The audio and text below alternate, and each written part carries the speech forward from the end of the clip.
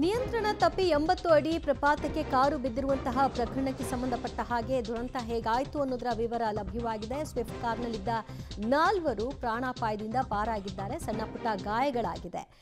ಹಾಸನ ಜಿಲ್ಲೆ ಸಕಲೇಶಪುರದ ಮಾರಹಳ್ಳಿ ಬಳಿ ನಡೆದಿರುವಂತಹ ಘಟನೆ ಇದು.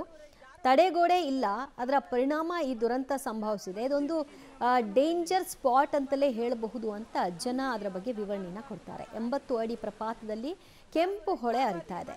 ಪ್ರಪಾತಕ್ಕೆ ಬಿದ್ದಿದ್ದಂತಹ ಕಾರ್ನನ್ನ ಮೇಲೆತ್ತುವಂತಹ ಪ್ರಯತ್ನವನ್ನು ಕೂಡ ಮಾಡಲಾಯಿತು ಮತ್ತು ಆ ಕಾರ್ನಲ್ಲಿ ಇದ್ದವರನ್ನು ಕೂಡ ಸ್ಥಳೀಯರು ಸೇಫ್ ಮಾಡಿದ್ದಾರೆ. ಮತ್ತಷ್ಟು ಮಾಹಿತಿ ಕೊಡ್ತಾರೆ ನಮ್ಮ ಪ್ರತಿನಿಧಿ ಶಶಿಧರ್. ಏನಿದು ಆಗಾಗ್ಗೆ ಈ ಥರದ ದುರಂತಗಳು ಸಂಭವಿಸ್ತಾ ಇರುತ್ತಾ? ತಡೆಗೋಡೆ ಇಲ್ಲದ ಕಾರಣದಿಂದಾಗಿ ಇದಾಗಿದೆ ಅಂತ ಅಂದ್ರೆ ಏನಾದರೂ ರ್ಯಾಶ್ ಡ್ರೈವ್ ಮಾಡಿದ್ದಾರಾ? ಹೇಗಾಗಿರ್ಬೋದು ಇದು?